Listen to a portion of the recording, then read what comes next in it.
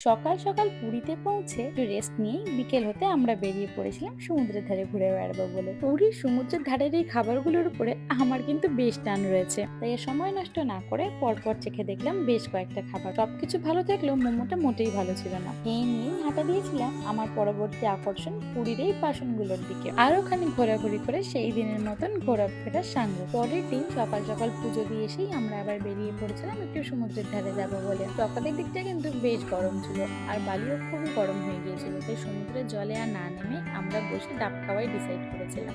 তবে সমুদ্রের কাছে এসে জলে পা না দিয়ে কি আর থাকা যায়, তাই গুটি গুটি পায়ে এগিয়ে চললাম জলের দিকে।